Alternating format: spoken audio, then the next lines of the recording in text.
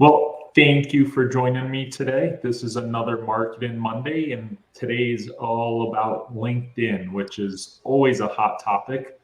My name's Justin Levy. I'm the Director of Social and Influencer Marketing at Demandbase, and I am very thrilled to welcome a good friend of mine who happens to be in Hawaii right now, so you can be jealous of her all you want. Andy McEwen, do you want to just give your kind of little two-bit about yourself? Yes. Hello, everyone. Thanks for having me, Justin. I'm excited to be here. So I am the founder and CEO of Mod Girl Marketing and Luminetics. And my focus right now is on all things LinkedIn and social selling. So I spend my dame. Oh my gosh. See, it's 8 a.m. and I can't even talk here yet. Jeez. I spend my days training sales teams on how to land predictable meetings on LinkedIn and grow their personal brands. So I am excited for this conversation today. Awesome. So like I told you, for those that have been here on the other LinkedIn Lives that we've run, one of the things we always start out with is debunking a myth. So if you had to debunk one myth about LinkedIn, what would that be? Oh God, there's so many, right? One myth about LinkedIn is that it is all about business, I guess. This is quickly changing, but there's still people who get so annoyed that like it's all about business. It's where people go for business. It's not anything to do with personal, it's nothing like personal social media, it's just strictly business. And that is one, thing that's changing, thank the Lord. See, this is what happens when we don't talk ahead of time, because that was going to be mine too.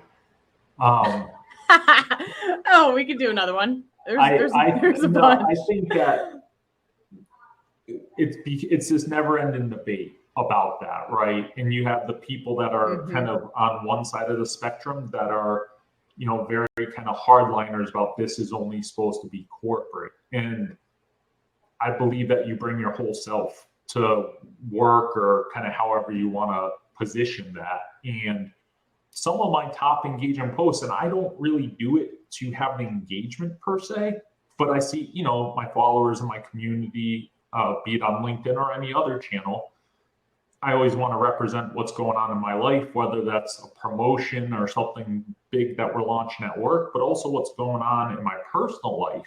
And whenever I posted something that's good, bad, tragic, indifferent about my personal life, you get a lot of engagement on it. And I personally think it's because you're sharing something personal about your life that's going on, and not just the same drab kind of business tips, topics, links, the stuff that everyone's used to.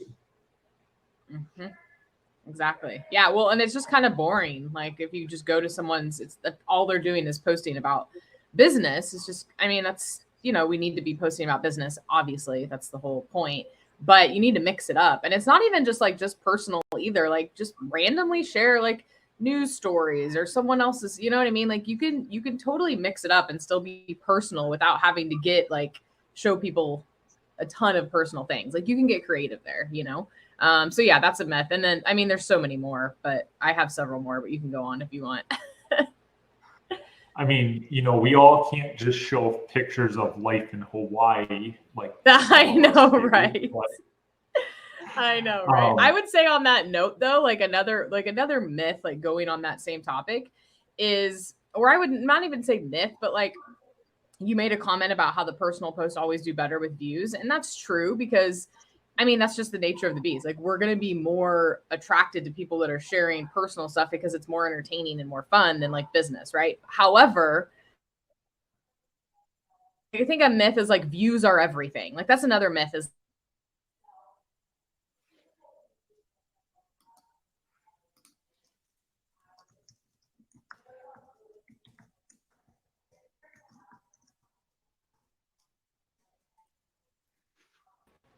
am I still there? Are you gone? Now you were gone for a second. That's weird. Okay. It's that Hawaii internet, man. Okay. So my point is it's qualitative over quantitative too. This is another myth. It's like, like it's all about views and people just obsess over it. And you really need to pay attention to what's happening, in your comments and your DMs and your emails, people reaching out to you. Like, it's not all about how many views you get, how many likes, how many comments. And I think that's something else that people get too caught up on. And I know we're going to touch on that in a little bit, but that's another myth I feel like that people are, so caught up on. Now, and you bring it up, but one of the things that it's a never-ending discussion, right? It's never-ending discussion on LinkedIn. It happens in private channels like dark communities and things like that. Everyone's trying to figure out how to hack LinkedIn's algorithm. Do you put the or do you put the link in the comments? Do you put it in the actual status update? Is the larger text-based updates perform better with emojis or as opposed to short ones? Should you put a short one with a photo? What about video? And people literally will try to hack this algorithm to death. 1 time a day versus 2 times a day. Anything. Yep.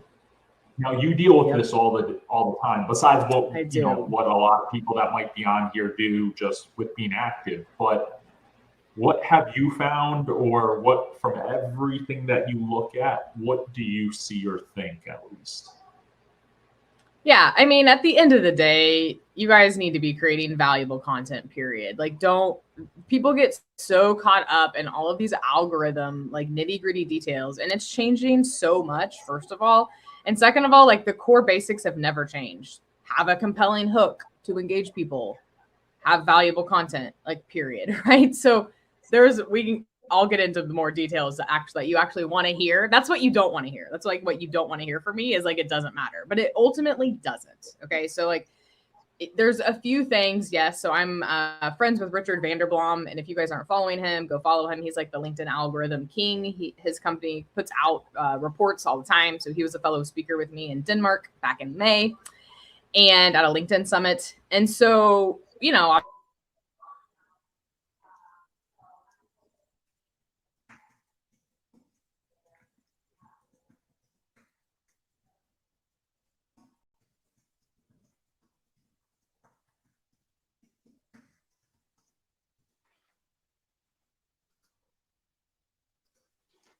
keep losing you.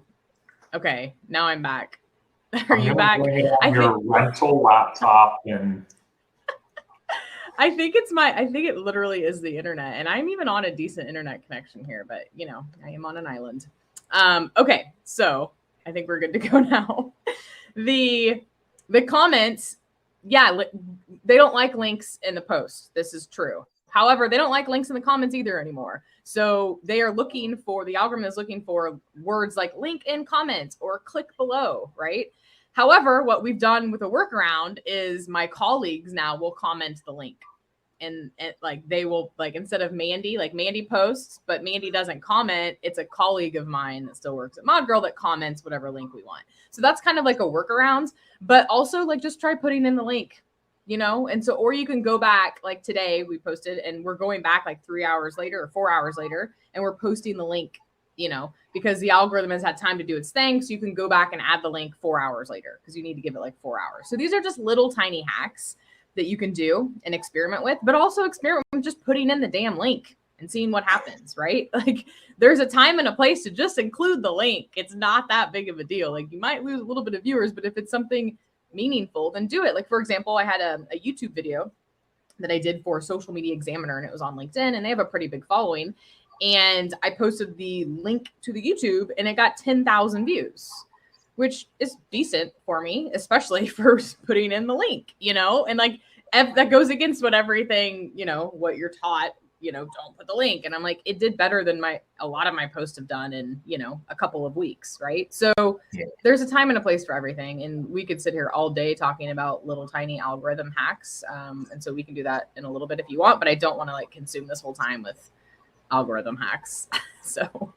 And I do want to remind anyone, if you have questions for Mandy, just post them in the chat. If they're on LinkedIn, Vanessa will pull them over and let us know if they're within Goldcast. We'll see them. One of the things, now you've done some guest posts for us, and you and I have talked about this sort of stuff at length, but certainly for those folks that are in sales, or even those that might not be, but just looking to kind of improve their LinkedIn game, what are some of the basic profile updates that you should be thinking about and looking at? You know, because I think most of us, and I'm guilty of this, so I can't say anything, are, you know, it's just your title at your company and your kind of header. You know, it's I'm director of social and all that. Your bio might, or your about me might just have a little bit about you. Your career path might just have your title. Like, I think across the board, a lot of us are fairly standard in what we do and what we have within our profile. So what do you recommend, and with all the kind of ways that you can take advantage of the profile page itself? Yeah, this is the number one. This is the number one thing that you should all focus on first before anything, because nothing else you do on LinkedIn matters if your profile is crap, period. And this is why it's the very first step in all of my training for sales teams is we have to get your profile optimized and we have to get you looking amazing. So the first thing is your headline. You mentioned it. Don't just put your job title, especially if you're in sales. Now, if you're an executive, your leadership, C-suite, you can put your title, right? If you're sales, your title should be at the end and it shouldn't even really say sales, okay? Unless you really want it to. But it should start off with, what do you do? Like the value that you provide for your end user, for your customers. So exactly who you help and what you do should be in the beginning of your headline. And then at the end, you could put your job title if you want, or you could call it something like enterprise account development or something, right? That doesn't have the word sales in it. Because what we're doing is we're trying to build you up as an industry thought leader, not have you look like another salesperson. So when you do this, you're going to stand out and your authority is going to be bumped up simply from changing your headline. It's pretty crazy what that can do. So that's the first thing that I just see as a major mistake, because let's get real. Who's going to want to respond to someone when it literally all it says in their profile is sales development representative? No one's going to respond to that, period. You know, like, because we all get hit up and bombarded all the time. So that's the first thing. Obviously, this goes without saying, but like have a pretty photo, like a smiling photo of you. Don't have like your dog in it, and have a decent, you know, background photo. So then you need to take advantage of, these are like 2 hacks that no one is doing. And so when I'm training salespeople, I literally am like, if you do this, you will instantly stand out from 99% of your competition because no one is doing this. In fact, people didn't even know you could do this. I still get messages all the time. People are like, how did you do that? And it's the profile video. You know what I'm talking about, Justin, on the profile video? Okay. So yeah, do you agree that it's powerful? It is. And it's interesting because the people I see taking advantage of it are sales folks. Like when I'm doing some of research and stuff, some of the people that are influencers or thought leaders in the space of sales have it. Mm-hmm. Yeah. And it makes a big difference. So all you do is go to your mobile phone, tap your profile photo, and it'll give you an option to record a video. It says 30 seconds, but make sure it's 25 seconds or it could get wonky. So that's it. Just put your, you know, like have a decent background, decent lighting. You don't need a professional camera. You don't have to go crazy, and just talk, introduce yourself, right? This is what I do. This is how I can help. Send me a message if it sounds intriguing. Like, it's very simple. You guys can go to my profile and check mine out if you want. But this is a key thing that a lot of people just aren't doing, especially salespeople, because they might be camera shy or they don't know what to say or they overthink it. And it's incredibly powerful. On that note, on mobile, you also have the audio. There's no excuse for people not to do this because it literally takes 10 seconds and you don't have to get on camera. So please go do this at minimum. If you're not going to do the video right away, at minimum, do this. So again, go to your mobile phone, pretend like you're editing your profile, and click the little pencil next to your profile, and you'll have an option to add your name pronunciation, basically is what it is. So it's a little audio that you can record for 10 seconds. And it's basically so people know how to pronounce your name, but it's a good way to just introduce yourself. You know, hi, I'm Andy McEwen. Thanks for stopping by my profile. If there's anything I can do to help you, let me know. You know, whatever you want to say, super simple. But again, it's like building that human to human connection with having people hear your voice or see you on video. So they instantly feel like they are going to resonate more with you because they feel like they know you more. And so these are just a few.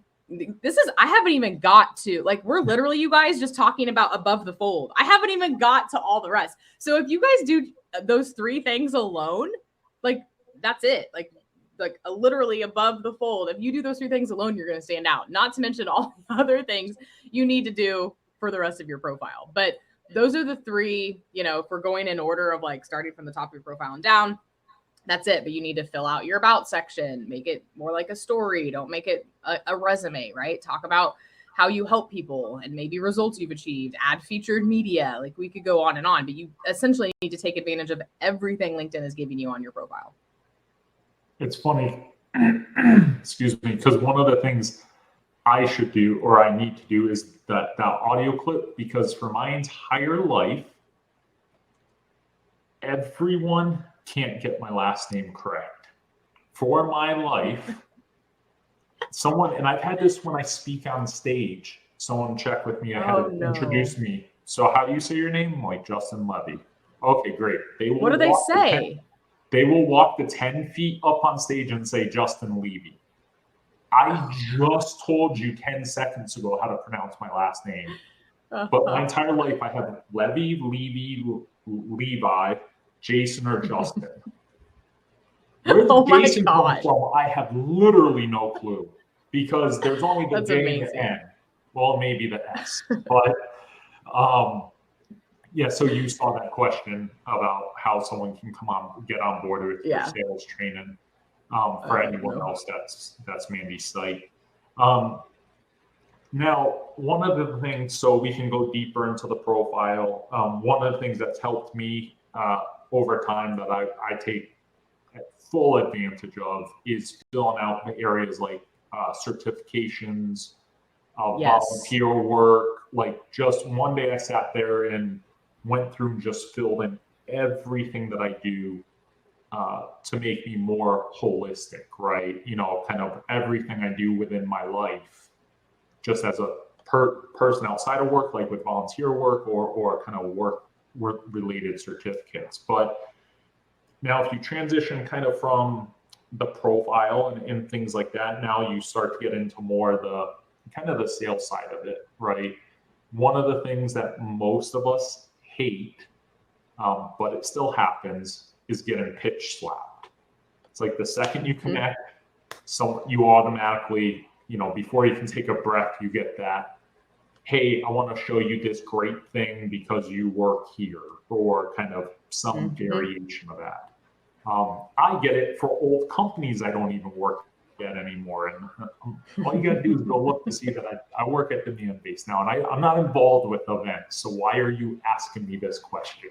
But what is your advice for those people that obviously we know that LinkedIn messages is great, it's super effective, but how should SDRs and sales folks in general take advantage of LinkedIn messages in a way that won't, make people get pissed at them, or will be successful, if you want to kind of flip the coin? Yeah, no, good question. And that's why people think LinkedIn is full of spammers. Another myth.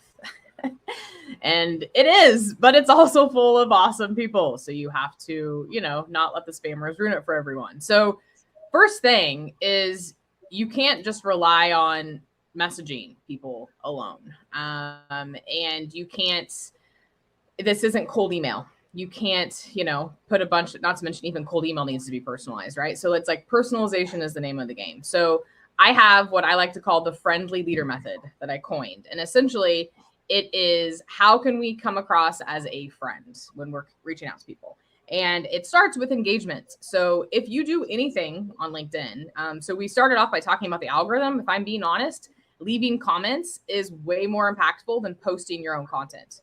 So there have been multiple studies come out by multiple people, including salespeople, that have tested this. And literally the amount of new connections and inbound leads they get from leaving comments are significantly higher than any activity they get from posting their own content. Now, you need to be posting your own content. I'm not saying you need to. That's something you need to do, okay? But you have to be leaving comments. So the best way to get people to actually respond to your message, if they are actively using LinkedIn, okay? So this is, I'll get to if they're not here in a second.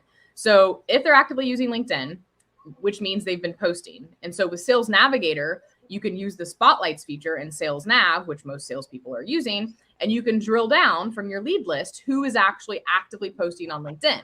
So you select that option, active on LinkedIn, which basically is just like posted in the last 30 days. And then you find those people who have posted and you start commenting, right, on their posts. But you also need to be ringing the bell of people that you want to be aware of. So if you have prospects that are active on LinkedIn, or even thought leaders in your industry, because they have your audience and you want to be seen in their audience, then you need to go and you need to make sure you're following those people and then ring their bell, which sounds hilarious. So ring my bell. So you go to their LinkedIn profile and you'll see a little bell and you click it. And what this does is it notifies you in your notifications every time they make a new post. So that way you are notified and you can instantly respond and engage with those people. So the key is start leaving comments, start engaging with people, wait a little bit, and then you send them a custom connection request. And you can even mention what you commented on. So, hey, Justin, I loved your post yesterday on XYZ. I agree about ABC. Would you be up for connecting here? ? Right? Like very simple, very basic. You can also, if they're not posting on LinkedIn, call something out in their profile that's made, was intriguing, or maybe made you laugh, or something that stood out. Or maybe you were impressed with something of their, from their background. It doesn't matter.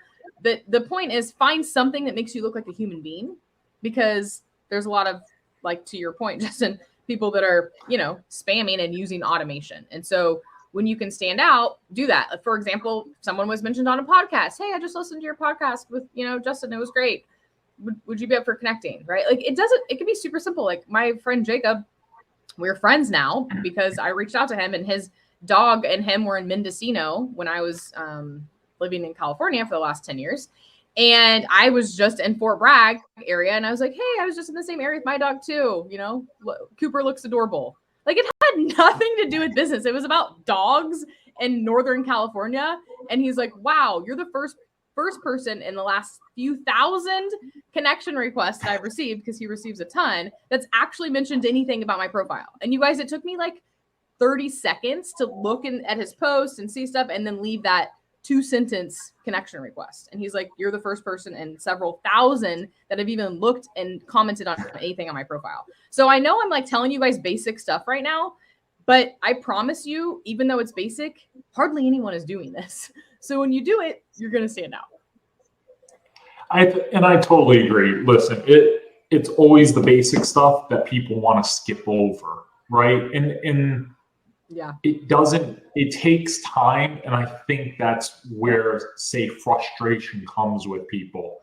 It's a lot easier to just throw a bunch of stuff against the wall and hope that something sticks, right? As opposed to taking the time to really do that research or be very thoughtful, because you don't want to just do a copy and paste on a comment, right? Because that would be the other kind of way to do it. Yeah, we haven't even got into that yet. Yeah. As opposed to really putting thought behind where they're coming from or your experience in life. And I agree, I'm not in sales, but, I have made so many friends on LinkedIn just by being thoughtful, by connecting with their content and propping them up. Because I think that's another thing that people don't do enough of, right? Like taking advantage of tagging people in posts, right? Like I put people on, in my work, in influencer marketing, when I want to start to get connected with people or put demand base on other people's radars, I tag them in my native content or in the brand's native content. Looked at these, great LinkedIn tips by, Mandy. Now I could just share the link and never tag you, never tag Mod Girl, nothing. And I think a lot of people would do that, which is fine. They're sharing your content. Hopefully they click through and you get you get everything after that, website traffic or leads or whatever. But just by tagging you, you start that kind of passive relationship development that happens. And I have turned folks into being influencers that then have become friends, that then I help privately or publicly. Someone that I know messaged me today to ask for advice. He started out as an influencer for us, and he still is. We would work with him on projects, but he initially started out as an influencer that now has become a friend, and we ask each other questions or look for guidance. Now, kind of on that. That's the power of relationship building, though, you understand relationship building. And that's the main thing that's missing, though, is like we all get caught up. And that's why I don't even want to spend a ton of time on the algorithm, you guys, because not to be rude, but like the majority of us aren't massive. Like I am an influencer, but I'm not a massive influencer. So even like for me, getting obsessed over the algorithm isn't a huge deal. Like what matters is relationship building and using LinkedIn for what it was meant for in the first place, which is networking and relationship building. It is not about just posting content. And so to your point, Justin, like when you're engaging and you're tagging people and stuff, it's going to help your engagement, first of all, because they're going to see it and respond, but you're going to connect on a deeper level. And then when you keep up with people and you actually help them and follow up and actually maintain and build those relationships with, and I'm not just talking about prospects, I'm talking about anyone in your industry that could have a win-win relationship.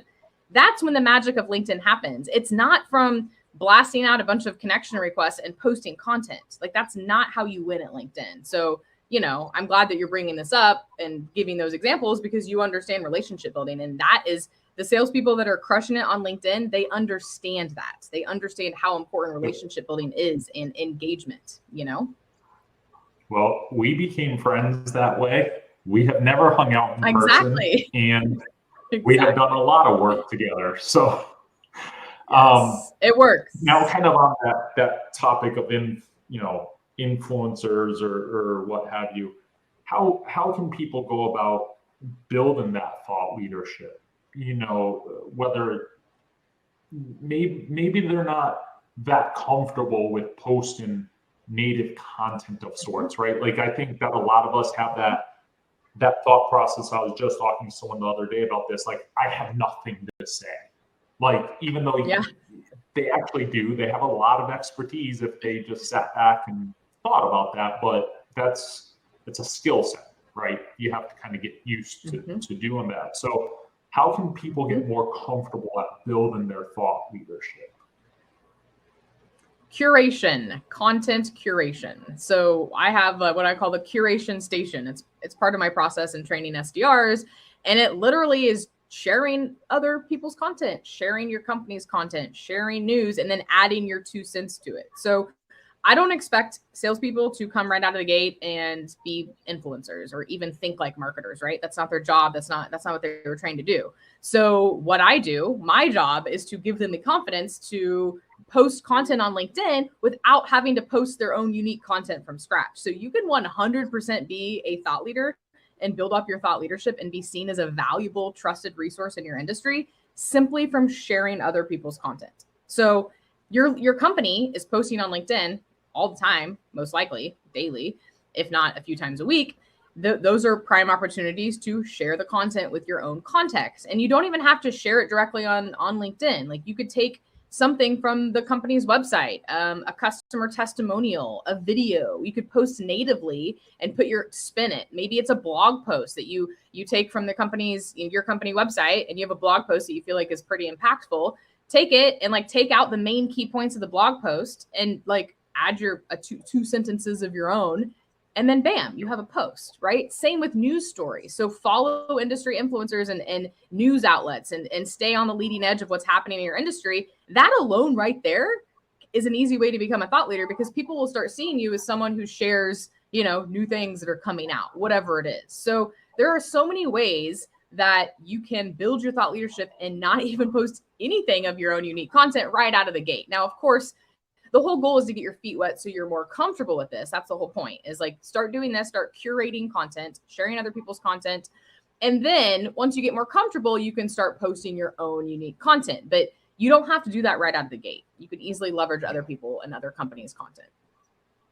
And I think which goes back to your point, Justin, of tagging. Sorry. So when you do that, tag the people, tag the companies that you're posting and sharing, because then that's going to start the dialogue and get more engagement. Yeah, I agree. And I think that one of those kind of tips, kind of sub tips or whatever you want to call it, that's really important is breaking out those top X pieces within a post, right? Like, because we all don't have long attention spans. We're all pretty busy, so if I see the article, but I see that you have taken the time to provide the 3 tips that are within the article, I'm more likely to, well, 1, engage with you, but 2, click through, right? If you're like, I read this article and, the 3 takeaways for me, or they explain 1, 2, 3, how to improve your LinkedIn presence above the fold, check out the article is really helpful to me. Well, I'm more likely to click through as opposed to just the link to view the article and, check out what Mandy had to say or something, very basic like that. So now you said you just gave some kick-ass tips for above the fold, but you said you have more for kind of below the fold of the profile. So, of course, you want to get into those? Absolutely. Is that what you're getting at? Absolutely. Okay. So there is something actually right below where I'm talking about. So like where your name is. Real quick, can we talk about creator mode? Because while we're on this profile topic, I wanted to bring this up because I don't recommend it for salespeople. And I think it's important for me to say this because it's part of the profile since we're on this topic. So LinkedIn has creator mode, which anyone can toggle on. And basically what it does is it rearranges your profile. It changes your connect button to a follow button. It gives you little hashtags about your topics. And it's cool and all, but it decreases your connection request rate because people don't think you want to connect with them because your follow button's on, not your connect button. So unless you have a ton of followers, like over 30,000, over 20,000, don't flip creator mode on. It's not going to do you any good. So I just wanted to say that. Okay. So going back, there is something called services that also hardly anyone takes advantage of that you should be able to see, like add your services. And so if you don't see it, LinkedIn is different for people over the world. So I train global teams and there's weird things like this that like sometimes don't pop up on people's profiles. And I'm like, this is weird. So anything I'm saying, if for some reason you can't find it, obviously ask. And there might be an area where you can like add a section. Like there should be an area where you can add sections also to LinkedIn. So if anything I'm saying you don't see, look to where you can see add a section at the top and then click the plus button and see if it's there. Just FYI. But there's a services, like where you can add services and it shows up also at the very top of your profile. That's something that is just really simple because you can add whatever your company does and people instantly see what you do, right? And then with your about section, people are, they're busy, right? They don't have time to sit and read a ton. So even though I highly recommend taking advantage of the character space that LinkedIn gives you for your about section and turning it into more of a storytelling element of, what you do at your company, how your company helps people, etc.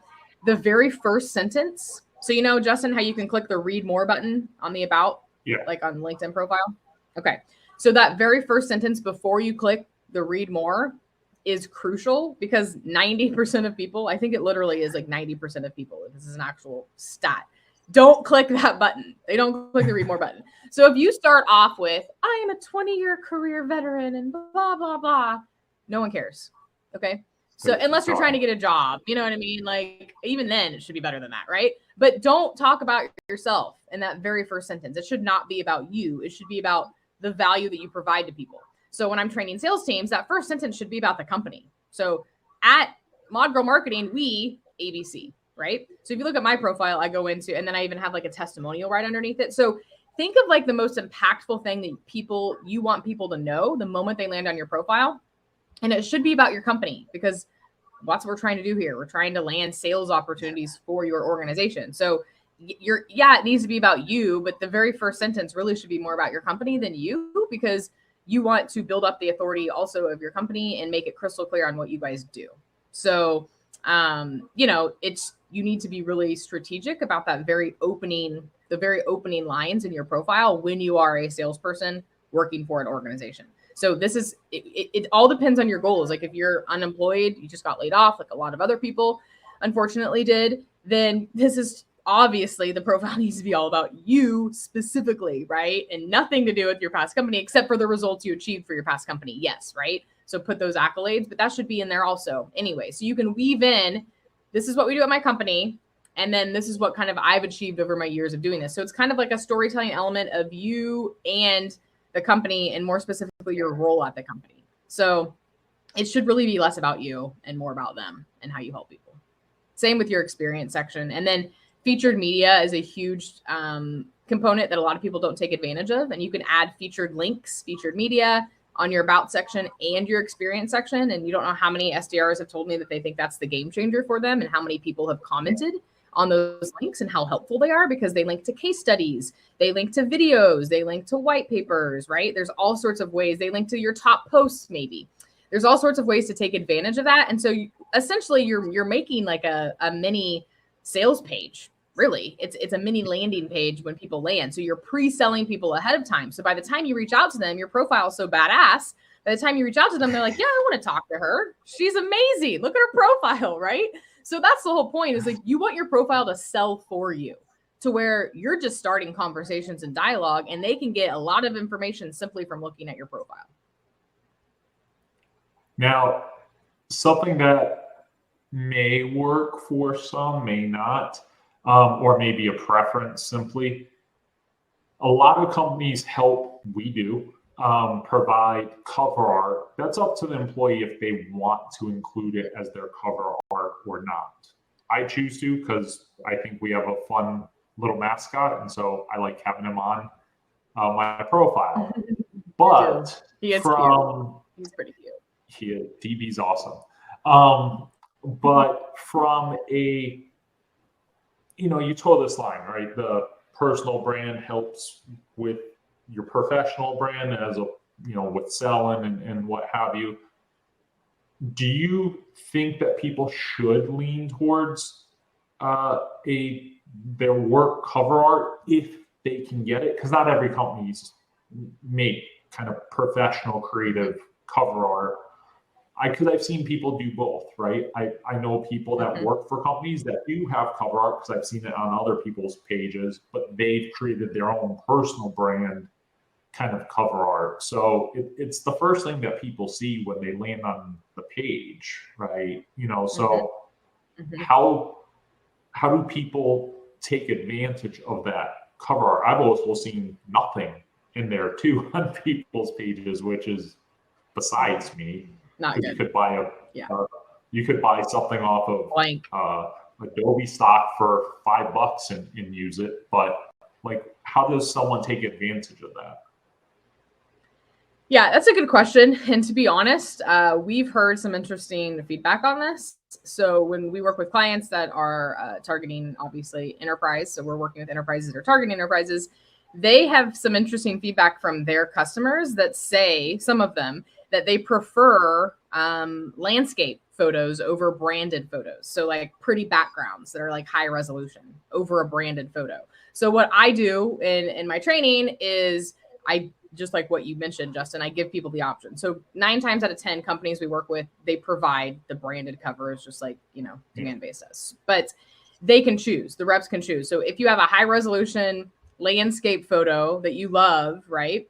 You can do that. Or if you want to use one of our branded, covers, you could do that too. So there's mixed. I think it's all personal preference based on what you want. I don't think there's a wrong or like a right or wrong way, but you need to have something up there, to your point, right? Like, don't leave it blank. And it needs to be clear. Like, it needs to be high resolution and clear and professional looking, even if it's a simple mountain photo or ocean photo, right? whatever, it still needs to be a good quality photo. So yeah, one of the that's things that I liked, at least that we've done, and I don't know if other companies have done it, is that we actually have provided our teams with 4 or 5 options, right? So you can pick something that kind of, if you're I going like to use that. the demand-based cover art, you can choose something that speaks to you. So we have a cover art that's literally just a logo, right? It's the demand-based logo. It doesn't have DB in it, nothing. And then we have the one with DB. There's actually a couple variations with DB in it, things like that. So you can pick something that's in tune with your personal brand or your personal preferences, as opposed to just that straight, very corporate look. Some do. Some of our senior executives do. Some of our other ones don't. So I appreciate that at least at our company we provide that ability. If you want to stay on brand, you have options of what you might want to use. I like that. Now, and that way, not everyone looks the same too. Yeah. Oh, absolutely. Now, are there other specific tips? You touched on Sales Nav a bit, just as far as looking at the most engaged or most active folks on LinkedIn when you're looking at folks to go engage with. But what other tips do you have when it comes to Sales Nav? Because this is where the sales folks, a lot of them are spending the vast majority of their time. Yeah, and what I'm finding is a lot of salespeople use it more for research than anything. So, they're looking for information about these people, or just trying to find people in general, but they're not taking advantage of all that Sales Navigator has to offer. So it integrates with Salesforce. So one, if you're using Salesforce, you should have that integration, which makes your life a hell of a lot easier. And you really need to be building out individual lead lists. And so this is something else that is really underutilized, or it's not utilized effectively, where they're just dumping everyone into one list. So what I recommend is taking people and putting them into lead lists based on whatever, territory, geographical region, or even companies, right? So you should be reaching out to multiple people at the same company, especially when you're going after large companies. You have ICPs that you're going after, but you could have multiple of those people fitting that criteria. And then you can even put them into special lead lists. But my point is, every single prospect that you're targeting, and even influencers, you should have a lead list for them too in Sales Navigator. And the accounts you're going after, you should add them to an account list. And so you have all of these people in these lists and all of these companies that you're going after.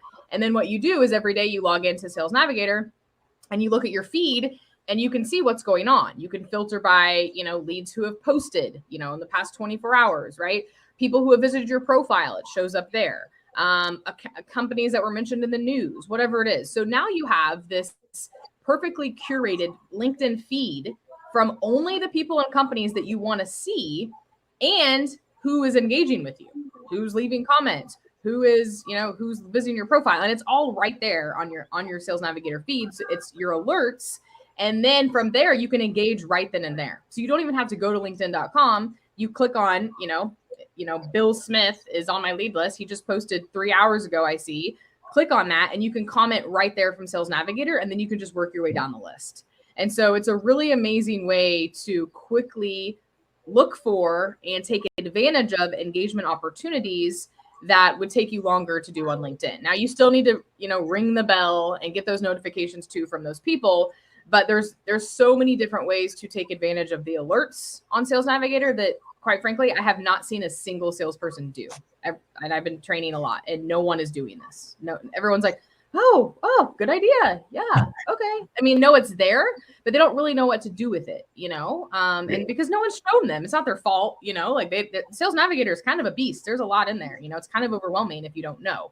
And so it's just simple like that. Like, the main things I tell people: build out your list, make them highly targeted, multiple lists. You don't have like 5,000 people on a list. Like, I like to do smaller lists, like, under 200 people, ideally. And then from there, pay attention to what's going on and use that for engagement opportunities. I have one question, but I'll hold it for 1 second. Michael asked who I used to work with. So hi, Michael. Once you've built up a content library for your business, what is an optimal way to launch it on LinkedIn? Launch what? Is the business already up? Like the business is launched, right? Yeah, I'm gonna make an assumption that the company's already live, and Okay. now you have this content library. Michael, feel free to correct me if I'm wrong, but yeah, really just put together a content calendar and come up with what you're posting on what days. So on that note, Tuesday, Wednesday, Thursdays are the best time to post. Mondays and Fridays get a little crazy for people because it's Monday, obviously, and Fridays some people take off early depending on your time zone too. And then typically from your local time zone, 8 a.m. to 11 a.m. is the best time to post. Mind you, please test and figure out what works for you. But these are just like best practices, right? Tuesday, Wednesday, Thursday, 8 a.m. to 11 a.m., your local time or whatever local time your target market's in, right? So for me, it's not my local time because I'm in Hawaii and no one is here. So literally no one is here. So it's not my local time, right? So that's, and then just, Michael, just make sure that you have, your cadence is down. So what we do is we use like Google Docs and we have, these dates, we're posting this, and then we write it all out. And it has the comments, it has the hashtags, it has the people who need to be tagged, and then we just kind of put it all out, right? Okay, that's what I thought, Michael. I was like, what is launching examples here? Cool. So yeah, that's what I would do. And then it depends on, so it looks like you have is that a podcast? I didn't click on the link. I just see the /show. So I assume if it's if you have a show, podcast, videos, that's when you can take little chunks of those videos and then determine when you're going to post. Ad agency for podcast and radio. Oh, awesome. Okay, cool. So then, you can take bite-sized pieces from all of that. You could turn one podcast into, 5+ LinkedIn posts just from posting little tidbits. So you just really need a content calendar, and then just pay attention to what happens and when people are most active and most engaging. Did that help, Michael? Let me know if I didn't answer something, if you have another question. Okay, perfect. He says yes. Now, more on I'm sure sales can still take advantage of this, obviously, and just as we're starting to wind down a little bit. But one of the things we didn't touch on, or two features really, is LinkedIn articles and the LinkedIn newsletter for brands, but also now for personal use. So what do you think about one or both of them for personal development or personal brand development? And should people be looking to use one or the other? So personal, this is a personal statement. Okay. So just that's context. I do not like articles or newsletters. And the reason is I am no longer blogging super long form content anymore. So if you are someone who is a writer and you love writing long form content, please, please, please take advantage of LinkedIn newsletters. Most people that I work with and train, especially salespeople, they are not long form writers. Okay. They're just not. So I don't even touch on this. I'm just like, it's there. If you love to write, go for it. But if you don't, LinkedIn posts, you're going to get, it's fine. Right. So the newsletters thing is awesome. If you have long form content and want to be consistent, you have to be consistent too. Right. And like LinkedIn articles is LinkedIn newsletters now, essentially. Like it's kind of one and the same, like you can subscribe to them. But the thing is, you need to have a plan of action. You need to be consistent and you need to have great content. And that takes a lot of time and resources. And quite frankly, most people just don't have that. They don't have the time and resources. So, if you love long form content and writing is your jam, go for it. Knock yourself out. If not, don't even worry about it. Okay. And just a reminder again, as we are down into the last, 10-ish minutes, if you have questions for Mandy, please feel free to post them. Vanessa is monitoring LinkedIn Live for us. And, again, Goldcast, we can see everything. But so now you've debunked a couple myths, you provided a bunch of tips.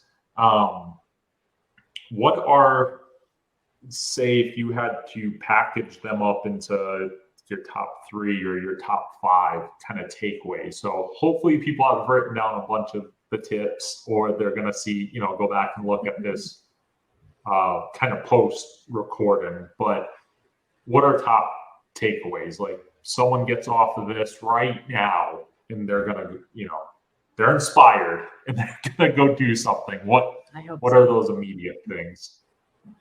Yes. So in order, number 1, your profile. Please go and optimize your profile. If you need some inspiration, you can look at my profile.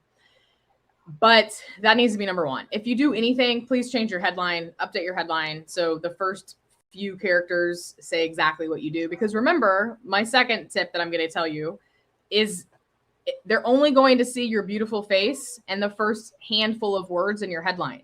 So do not waste that real estate by putting sales development representative, okay, or your title. So make sure that number 1 thing on your profile that I want you to do right away is optimizing your headline, okay? That's crucial. So then continue to optimize your profile as much as you possibly can. Then comments, start engaging with people. So whatever you got to do there to start following people, ringing their bell, adding them to lead list, figuring out exactly who you need to engage with, you need to do that. And you actually need to calendar block this. So my recommendation is put this on your calendar. So every day you need to be spending, X minutes, at least 30 minutes a day on LinkedIn, engaging, reaching out, sending messages, etc. So when you put this on your calendar, it forces you to do it. So you're time blocking. So, you're going to leave at least 5 comments a day, try to leave more if you can. And then that needs to be, worked into your time blocking. And then you can start, building relationships and sending those messages. But those are the key things, is like your profile optimization, engaging with people, and then building relationships, which means reaching out to people. So it really is all about relationship building and networking and getting in people's networks. So when you mentioned earlier, Justin, too, on like how can you build your thought leadership? Another way to easily build your thought leadership is to connect with other thought leaders that have more followers than you, but it's in the same audience. Like reach out to them, comment on their stuff, maybe ask if you can collaborate with them, if you guys can team up on something. So do not neglect the power of relationship building, even for people that have a lot of followers that you might be like, oh, they'll never respond to me. Still send them a connection request that's custom. Like do something that stands out, that, toot their horn, boost their ego up in a way that's, real. Don't be weird about it. And then you're going to stand out, right? And there's ways that you can easily build relationships with people that are, have bigger followings than you, and you can use that to your advantage. And then you build a win-win relationship because you're helping them too. So honestly, I didn't even mention anything about content there, because those things are so important. Then once you get that down, obviously, like you need to be posting content on a consistent basis, but that can be as easy as sharing something. And if I'm being honest, if the content thing is holding you up, even adding your own context, to sharing is holding you up, I would much rather you'd go and literally just click the share button on your company's post and do nothing else, and then spend your time engaging with people than spinning your wheels and wasting time overthinking what to post or what to say on a share, right? Like you just need something on your profile so that it shows that you're active. And you do need to add context. You're going to get way more engagement and way more views. But if that's what's holding you up right now and you're not used to this, then just click the share button, start engaging, and then get more comfortable with it. And then you can add your own 2 cents as you go. But I don't want the content to hold you up, because there is no excuse for you not to be posting content, even if it's literally clicking the share button, right? I mean, please, you could at least add, this is an insightful post by, Justin, right? Like you can at minimum do that, so please try to do that. But honestly, like engage. That's the number 1 thing that I see is so underutilized by the majority of professionals, especially salespeople, but really the majority of professionals on LinkedIn, except for those who do this for a living. Cool. And apologies if I pronounce your first name wrong, but Rayhan said, I want to know what you think the greatest thing, and you might have actually just answered this, but I want to know what you think the greatest thing in the first step should be when it comes to SDR and brand awareness on a small level for teams. And what do you think the best thing should be to start educating them? Yeah, good question. First, Rehan, you need content for them, right? So this is something too. Like if you're a small team, your marketing team or whoever's posting content, you need to have content for them to share. So that's going to make everyone's life easy because you can't expect them to be posting your own content if your company doesn't even have content for them to post, right? So you need decent content for them to post, but then everything that I just listed over today, you need to go over. So key number one thing is they all need to have optimized profiles. So you need to get together and figure out what that looks like. So give them, advice and tips. I have a free profile checklist, by the way, for everyone. If you want it, it's on my profile under my featured media, if you want to check it out. And it'll really help you. And if you don't see it, you can send me a direct message on LinkedIn and I'm happy to connect with all of you and send it to you. But that's like key. They all need to have optimized profiles and you need to set, your intention with what you want them to do. So kind of give them, the rundown of here's what you need to do on LinkedIn. Here's what we're looking for you to do, right? Like, do they know Sales Navigator? So really everything I talked about, you need to go through that list, but baby steps, right? And make sure that you're providing them with what they need. So arming them with the right strategies, knowledge, and then obviously content. Hopefully that helped. Awesome. Now, as we are in the last minute or so, obviously I'd like to hope people know how they can find you on LinkedIn, but if they don't know where you are, where are you on LinkedIn? Whether you want where to are you? Where are you? Yes. So you can type in my name, but I'll put it in the chat right now too. So yep, LinkedIn is the best way to reach me. I'm also active on every other social media network at Mandy Mod Girl, but LinkedIn is my jam. So I put it in the comments, and then my LinkedIn consultancy is Luminetics. I also put that in the comments earlier, but I'll put it again. And so that is where you can find more information about our sales team training, social selling, LinkedIn training for sales teams is right there. But yeah, hit me up on LinkedIn. I'm happy to connect with any of you and happy to help with whatever I can. Fantastic. And for me, it's just Justin Levy. And fortunately for me, it's that across all social channels. So it is really easy to find Easy me. enough. But I thank you very much for your time, especially because it was early and you were yawning a bit before we went live. So. I know I was. Monday morning, man. It's always brutal. But thanks for having me. I had so much fun, Justin. Yeah, absolutely. And hopefully this was really helpful to everyone that had a chance to join. Yes, I hope so too. Awesome. Thank you, everyone. We'll see you next week, same time, same place, and have a good day, Mandy. Thanks, you too.